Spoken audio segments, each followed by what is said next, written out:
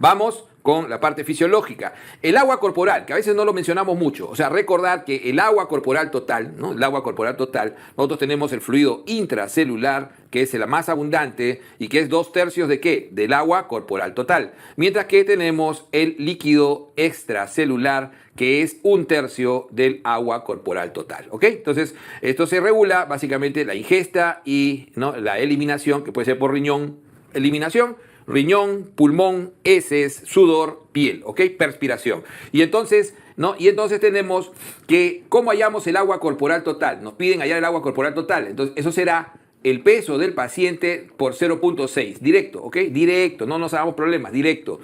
Mientras que, entonces puede haber, pues, variaciones, y es donde fundamentalmente en quiénes varía esa proporción. En género, varón-mujer, ok, ¿no? Entonces será mayor la proporción de grasa en la mujer. Y segundo, en niños y ancianos. Entonces, vamos respecto a su división. Entonces, lo mayoritario es el líquido intracelular. Y el líquido intracelular será el peso por 0.4. Entonces, pregunta directa que les pide hallar el líquido intracelular, será el peso, les tienen que dar el peso por 0.4. Mientras que el líquido extracelular, recordando que es 1/3, ¿no? 2/3 es el intra, 1/3 es el extracelular. Si les hablan en proporción, ya saben ustedes que esto es 2/3 y acá es 1/3. Y entonces acá será el peso por 0.2. Y entonces este líquido extracelular lo vamos a dividir, un 75% es intersticial y un 25%, o sea, no hablan porcentualmente, acá es más perfecto, dices, o lo puedes hablar también en proporción, 3/4, 1/4, ¿ok? Entonces el líquido intersticial va a ser un 75% del líquido extracelular. Por lo tanto, pregunta, si me dicen dónde está la mayor concentración de sodio en el organismo, obviamente está primero, te diré que está en el extracelular, porque es el catión extracelular, ¿no es cierto? Y segundo diré que está el 75% en el intersticio. No se olviden eso, ¿eh? Si me preguntan cuál es la mayor proporción, en qué mayor proporción dónde se encuentra el potasio, en el intracelular. Ahí sí no tengo duda. Entonces, tengan en cuenta eso. Entonces, el intersticial es 75% y entonces yo diré que está el 75% en el intersticio. No se olviden eso, ¿eh? Si me preguntan cuál es la mayor proporción, en qué mayor proporción dónde se encuentra el potasio, en el intracelular. Ahí sí no tengo duda. Entonces, tengan en cuenta eso. Entonces, el intersticial es 75% y entonces voy a el 75% acá. ¿Cómo hallo el líquido intersticial? El líquido intersticial lo voy a hallar multiplicando el peso por 0.15 y el líquido intravascular, ¿no es cierto? El plasma lo hallaré multiplicando el peso por 0.05. ¿Ok? Entonces eso tiene que quedar clarísimo. Entonces sodio, mayor proporción, obviamente está en el intersticial, porque es el catión extracelular por excelencia. Y entonces vamos al plasma, lo hallaré multiplicando el peso por 0.05.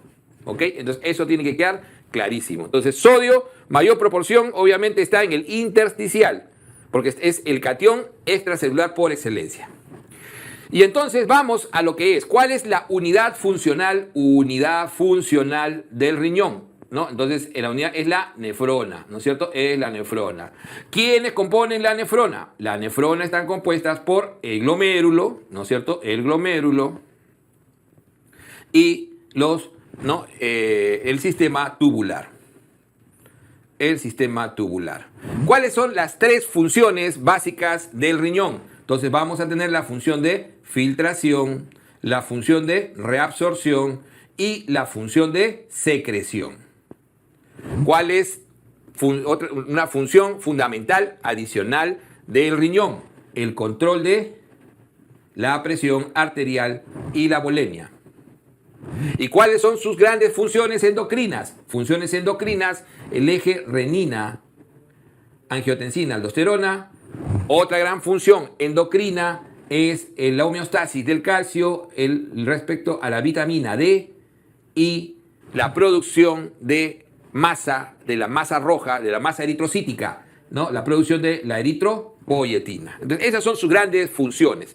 Entonces, para ello yo tengo mi glomérulo, mi nefrona, con mi glomérulo, donde tengo el glomérulo suplido por ¿quién? ¿Quién suple al glomérulo? Lo suple la arteriola aferente.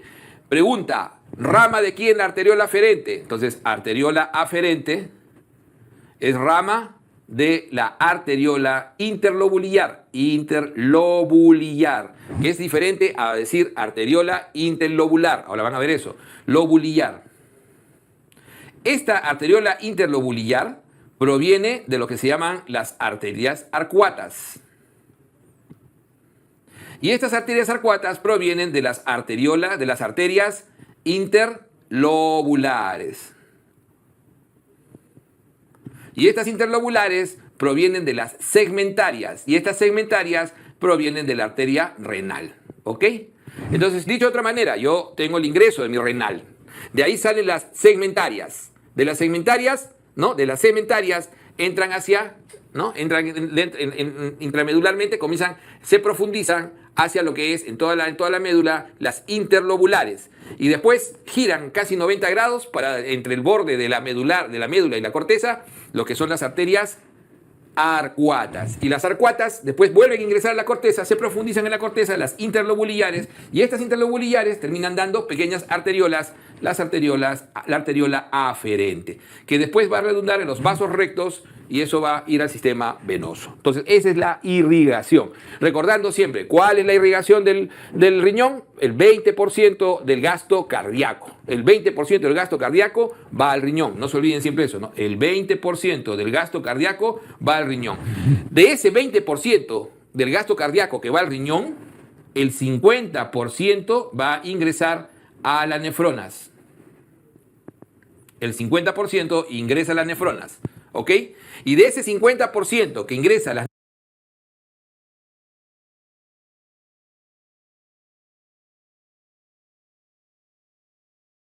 nefronas, el 20% se va a filtrar.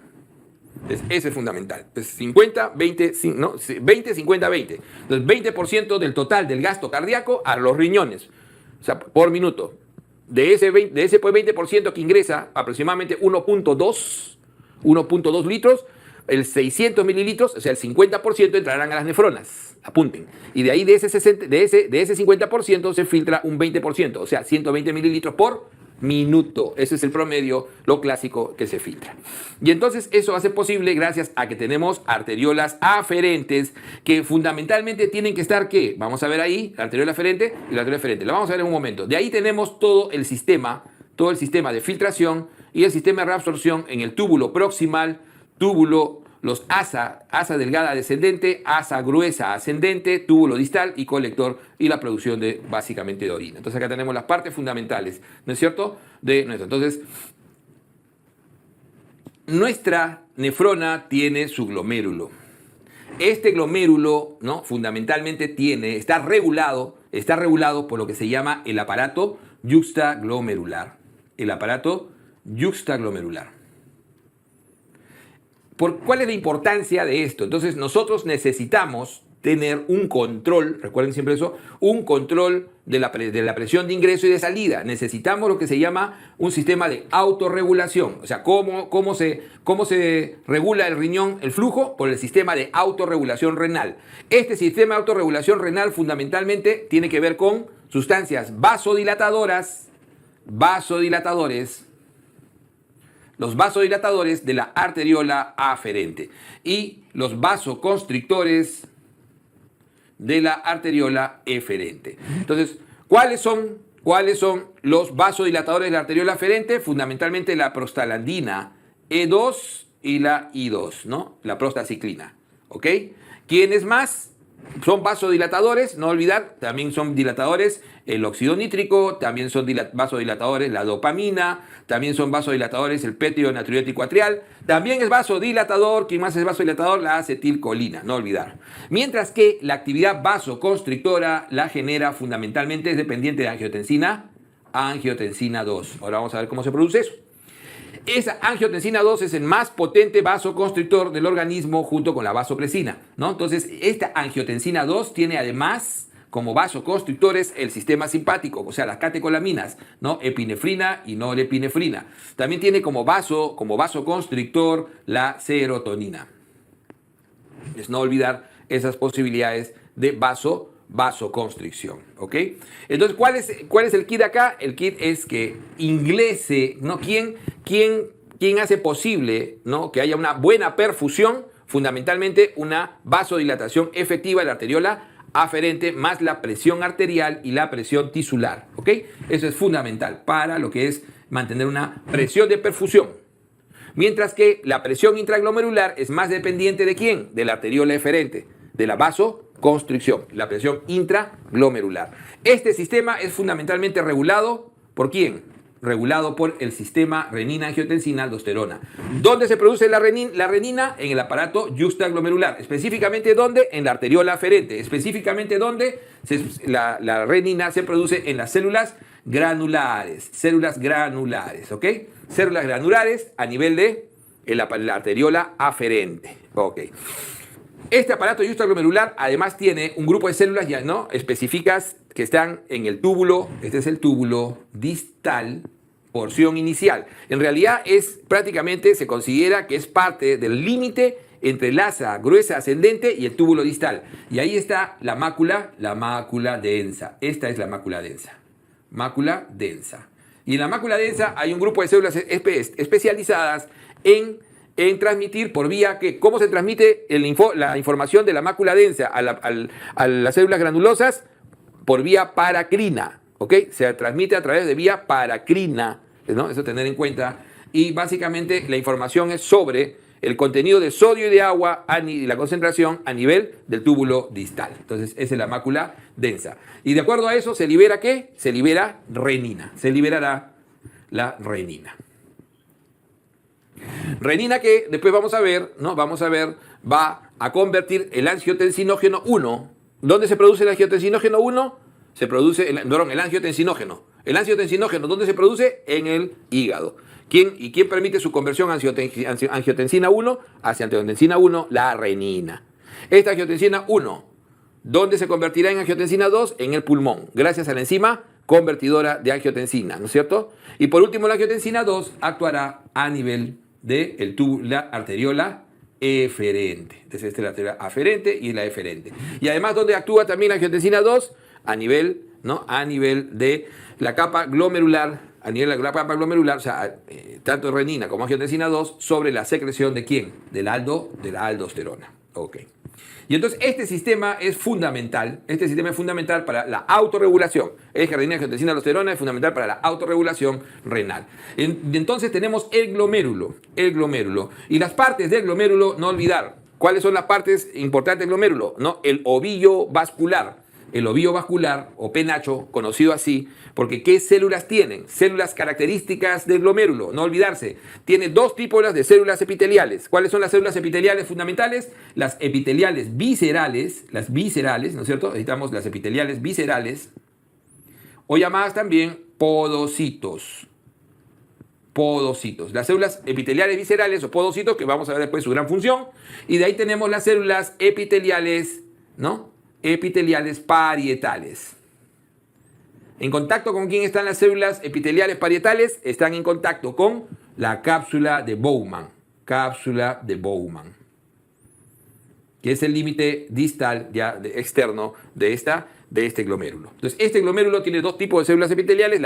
¿Cuál es la de mayor especialización? El podocito. Esta célula epitelial o podocito, ¿a quién engloba? Miren lo que estoy diciendo. ¿A quién engloba? Engloba a la célula endotelial, o sea, al capilar. Engloba al capilar. Este capilar tiene su célula endotelial que participa de lo que es la barrera de filtración. ¿Quiénes constituyen la barrera de filtración? Lo constituyen el endotelio, la membrana basal glomerular y el podocito. Estos tres elementos, endotelio, o sea, la célula endotelial, o sea, mejor, ¿no?, el endotelio, la membrana basal glomerular y el podocito. En célula endotelial es englobada por las células podocitarias y entre ellas hay una membrana basal glomerular que es fundamental para la contención ¿de qué? De la albúmina, de las proteínas, membrana basal glomerular. Todo este sistema, ¿cómo está este penacho? ¿Cómo está sostenido? Por lo que se llama, ¿cómo se llama esto? Estas celestitas de acá, estas celestes de acá se llaman células mesangiales. ¿Cuál es la principal función de la célula mesangial? Sostén. Son células contráctiles de sostén ¿no? Que están alrededor de lo que es el penacho o el ovillo vascular, ¿ok? Y además tiene una segunda función, que es una función presentadora de antígenos y básicamente de protección del sistema. Además está rodeado de una matriz que se llama matriz mesangial. Okay. Entre esta célula epitelial que ven ustedes acá, este es un podocito y este es una parietal, el espacio que queda, ¿cómo se llama? Espacio urinario o espacio de Bowman. Espacio urinario o espacio de Bowman. ¿Ok? Este espacio urinario, espacio de Bowman, va a dar paso a ¿qué? Al túbulo proximal. Este punto se llama polo urinario. Polo urinario. Y donde está el ingreso de la arteriola aferente y eferente se llamará polo vascular. Entonces, este es nuestro glomérulo, que es la parte más importante probablemente de toda la nefrona. Entonces tenemos una arteriola aferente, que ya hemos dicho que su vasodilatación es regulada fundamentalmente por las prostaglandinas E2 y prostaglandina I2, ¿no? La más potente, la I2. ¿Dónde se producen estas prostaglandinas? A nivel medular, ¿no? Lo producen los fibroblastos medulares, fundamentalmente. La arteriola eferente es regulada por la angiotensina 2. ¿Producto de qué? Producto de lo que es el sistema renina-angiotensina-aldosterona. Ok, entonces eso no tener duda de lo que es. Función, filtración, ¿no es cierto? Filtración, reabsorción. La arteriola eferente es regulado por la angiotensina 2. ¿Producto de qué? Producto de lo que es el sistema renina-angiotensina-aldosterona. Ok, entonces eso no tener duda de lo que es. Función, filtración, ¿no es cierto? Filtración, reabsorción, secreción y por último la excreción, la producción de orina, que aproximadamente es 1 mililitro, ¿no? 1 mililitro por minuto. O sea, por minuto aproximadamente se filtra 120 mililitros y se reabsorbe 119. Y por último, la excreción, la producción de orina, que aproximadamente es 1 mililitro, ¿no? 1 mililitro por minuto. O sea, por minuto aproximadamente se filtra 120 mililitros y se reabsorbe 119, ¿no? Entre absorción y secreción. Para terminar excretando 1 mililitro. ¿Cuánto se excreta por minuto? Aproximadamente 1 mililitro por minuto. Entonces, eso es fundamental, ¿ok? La reabsorción, ¿cuáles son los mecanismos? Los mecanismos de reabsorción pueden ser activos y pueden ser pasivos. Entonces tenemos la reabsorción activa a través, con gasto de energía, fundamentalmente a través de bombas especializadas.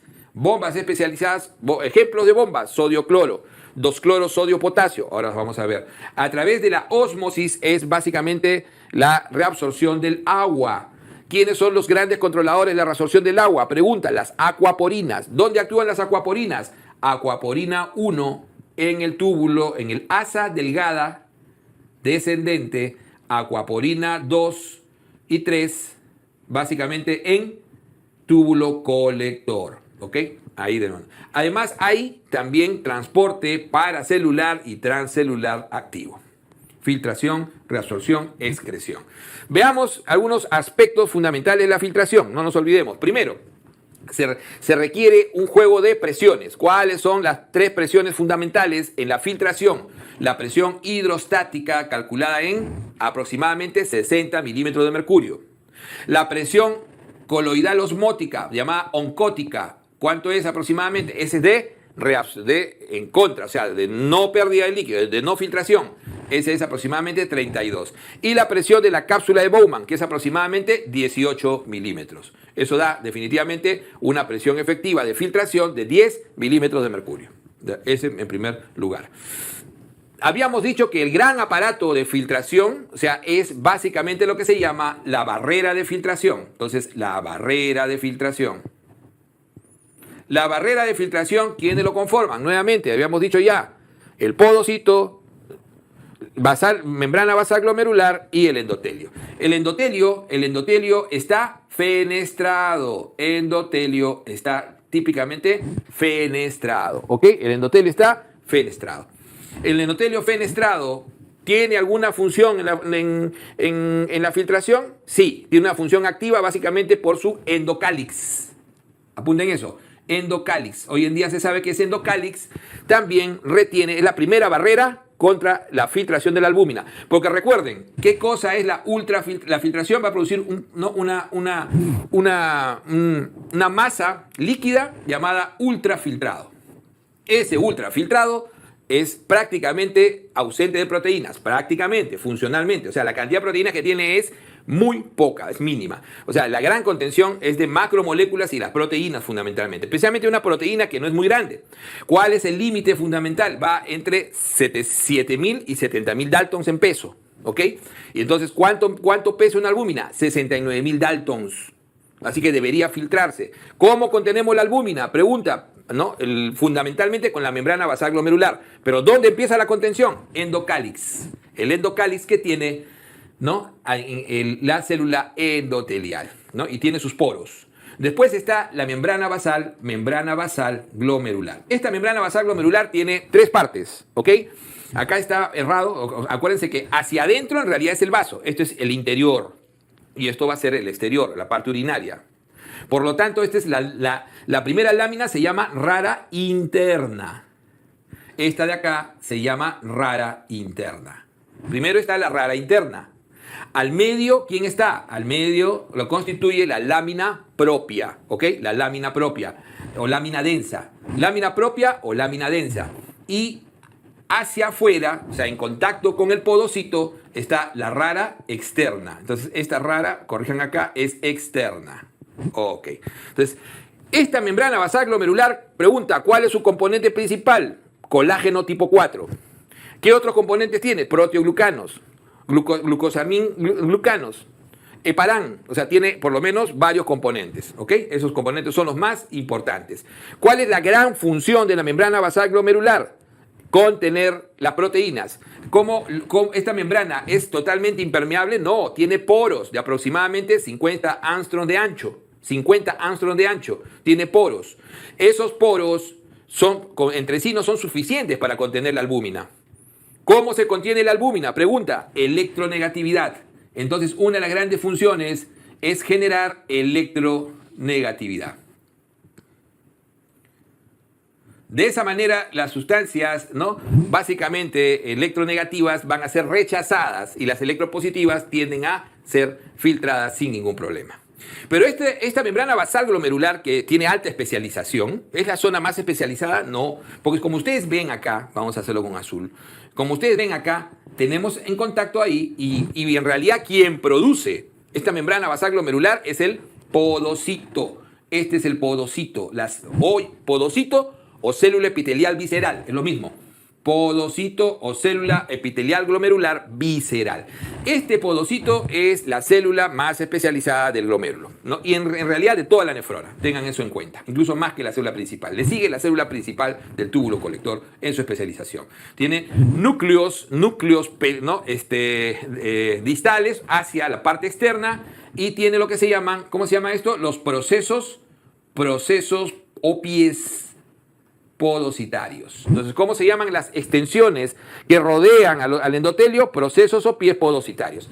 Estos procesos o pies podocitarios, ¿qué función tienen? Tienen la alta función de ejercer una ultrafiltración especializada. Entonces, ¿cómo la ejercen? Formando entre ellos lo que se llama el poro urinario. Pregunta, ¿quién forma el poro urinario? Los procesos o pies podocitarios, ¿no? Tienen aproximadamente un promedio de 50 angstroms también, pero tienen actividad contráctil, o sea, pueden cerrar en forma mecánica el proceso para poder contener macromoléculas y proteínas. Entonces tienen con la actina tienen actividad también contráctil. Y además de eso, actividad de rechazo específico hacia ciertas sustancias por proteínas altamente especializadas. Recordar qué proteína, la nefrina, la caderina, la podocina, proteínas altamente especializadas. Recuerden que el podocito tiene otra característica. ¿Qué otra característica tiene inmune? Suele tener antígenos. Los podocitos, los pie podocitarios, suelen contener los antígenos durante las enfermedades autoinmunes. Por ejemplo, ¿qué antígeno puede contener el podocito en la enfermedad membranosa? En la enfermedad membranosa o glomerulopatía membranosa vamos a tener el PLA2R, que es la fosfolipasa, ¿no? La fosfolipasa 2 es el receptor de fosfolipasa 2, que funciona como el antígeno más importante en la nefropatía membranosa. Entonces, todos los antígenos que se están descubriendo asociados a enfermedades autoinmunes renales son asociados al pie podocitario. Por lo tanto, el podocito tiene alta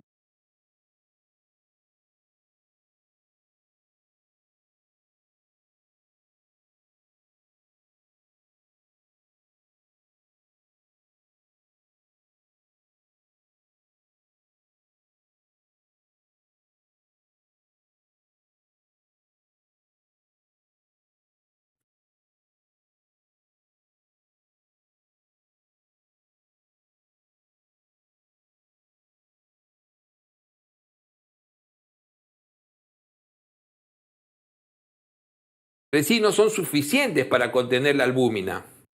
La membrana basal glomerular es el podocito. Alta actividad inmune, apunten eso, ¿ok? Entonces, antígenos, los podocitos, los pie podocitarios suelen contener los antígenos durante las enfermedades autoinmunes. Por ejemplo, ¿qué antígeno puede contener el podocito en la enfermedad membranosa? En la enfermedad membranosa o glomerulopatía membranosa vamos a tener el PLA2R, que es la fosfolipasa, ¿no? La fosfolipasa 2, es el receptor de fosfolipasa 2, que funciona como el antígeno más importante en la nefropatía membranosa. Entonces, todos los antígenos que se están descubriendo asociados a enfermedades autoinmunes renales son asociados al pie podocitario. Por lo tanto, el podocito tiene alta actividad inmune. Alta actividad inmune. Apunten eso, ¿ok? Entonces, esto es importante. ¿Cuál es la gran función de este sistema podocitario, membrana basal, o sea, de la barrera? Es producir la ultrafiltración. ¿Hacia dónde se ultrafiltra? Hacia el espacio de Bowman, ¿no? A través, primero, estos son, ¿no?, los capilares del endotelio, los poros endoteliales que tienen su endocálix, el plasma que es contenido a este nivel, la membrana basal glomerular con sus tres capas, rara interna, rara externa, lámina densa o lámina propia, y los pies podocitarios. Veamos ahora, ya hemos obtenido esta ultrafiltración. Veamos ahora cómo reabsorbemos. Entonces nosotros sabemos que acá se produjo toda la ultrafiltración. Entonces la proteína pudo ser contenida. ¿Cuánto excretamos de albúmina? Albúmina lo excretamos aproximadamente, ¿no?, 10 miligramos por litro al día. ¿Cuánto es el máximo de albúmina que excretamos? 30 miligramos al día. ¿Ok? 30 miligramos al día. Más de ese volumen en 24 horas, ¿qué significa? Microalbuminuria. Microalbuminuria, primer punto. Y entonces, primero vamos al túbulo proximal. El túbulo proximal es la porción, ¿no?, de los túbulos, la porción de los túbulos que tiene el mayor porcentaje de reabsorción. No es el más especializado, sino es el más potente, la más potente área de reabsorción. La más potente área de reabsorción. Entonces, fundamentalmente es una reabsorción ¿de qué tipo? Isosmótica. Ojo, la reabsorción del túbulo proximal respecto a la osmolaridad es clásicamente isosmótica, con gran gasto de energía. Entonces, es isosmótica, donde se reabsorbe el 100% de ¿quién? ¿Quién se reabsorbe en el 100%? Las proteínas, los aminoácidos y la glucosa, 100%. 100%. ¿Cómo se reabsorben las proteínas? Por pinocitosis. ¿Cómo se reabsorbe la glucosa? Por transportadores de sodio-glucosa, SGLT1, SGLT2. ¿Cómo se reabsorbe el sodio, el cloro, en buen porcentaje? 65%. ¿Junto con quién? Con el agua. ¿Cuánto se reabsorbe de agua? 65% también. ¿Ok? Y casi el 100% del bicarbonato. Además de eso, a este nivel va a haber también la función de secreción. Siempre nos olvidamos de la secreción. Y va a haber función de secreción básicamente de bases, de ácidos orgánicos e hidrogeniones a este nivel. Secreción de ácidos orgánicos a nivel del túbulo proximal. Vamos al asa descendente delgada. En el asa descendente delgada se reabsorbe ¿cuánto? El 15% del agua. Entonces, ¿qué podemos decir del asa delgada? Fija, es impermeable ¿a quién? A los electrolitos. Solamente reabsorbe agua, solo reabsorbe agua. Y esta reabsorción única de agua va a generar el sistema contracorriente. Entonces, ¿quién participa acá? La aquaporina 1. Fundamentalmente participa la aquaporina 1. Asa gruesa ascendente. El asa gruesa ascendente es una de las porciones más especializadas de reabsorción. Es una de las porciones más especializadas de reabsorción. Contiene uno de los canales más complejos que hay en el organismo, el canal el transportador llamado 2-sodio-cloro-potasio. 2-sodio-cloro-potasio. Y entonces se fuerza la reabsorción de potasio con el cloro y el sodio, 2-cloro-sodio-potasio. Perdón, acá le he puesto 2-sodio, he puesto acá, disculpen. Vamos a cambiar acá el color mejor. Entonces es 2-cloro-sodio-potasio. Y entonces esta bomba de 2-cloro-sodio-potasio hace que el potasio después tenga que ser secretado. ¿Quién secreta el potasio después a este nivel? El RONC. Recuerden, el RONC genera una secreción del potasio activa después y abre unos poros a través del cual se reabsorbe el magnesio, sobre todo el magnesio. ¿Cuánto es el magnesio reabsorbido a este nivel? 60%. Pregunta, ¿dónde se reabsorbe fundamentalmente el magnesio? En el asa gruesa ascendente. Asa gruesa ascendente. ¿Cuánto se reabsorbe de sodio cloro fundamentalmente? El 25%. Del cloro, un 20%. Bicarbonato también. Y se secreta hidrogeniones. A ese nivel. ¿Cómo es esta reabsorción? Es hiposmótica. Sistema contracorriente. ¿Cuánto de agua se reabsorbe a este nivel? 0. No hay reabsorción de agua en el asa ascendente gruesa. ¿Ok? No hay reabsorción de agua en el asa ascendente gruesa. ¿Ok? Primera parte del túbulo distal. Estamos acá. Entonces hay un límite acá. Acá está la mácula densa. Miren lo interesante. La mácula densa, hay discusión. Pertenece a la parte final del asa gruesa ascendente y al inicio del túbulo distal. A ese nivel, en la primera parte del túbulo distal o primera porción, tenemos el canal de sodio-cloro, que es uno de los más activos y que permite la reabsorción de aproximadamente el 10% del sodio-cloro, del calcio y del magnesio. ¿Ok? Es donde fundamentalmente se reabsorbe. En la última parte del túbulo distal y sobre todo en el túbulo colector, ¿ok? El túbulo colector tiene el 95%, ¿ok? El 95% de células, aparecen las células principales. ¿Cuáles son las células de alta actividad de reabsorción en el túbulo colector? En las células principales y las células intercalares, o tipo A, intercaladas o tipo E, y células principales o tipo B. También llamadas células principales o células claras, células intercaladas o células oscuras. Y acá entonces se hace la reabsorción fina, ¿no? Ya del sodio. ¿Quién se encarga de esta reabsorción de sodio? Básicamente la aldosterona. ¿Ligada a quién? Ligada al agua. No es solamente sodio, sino agua. Agua y sodio, aldosterona. Mientras que esta misma aldosterona es responsable de la secreción de potasio y de la secreción de hidrogeniones.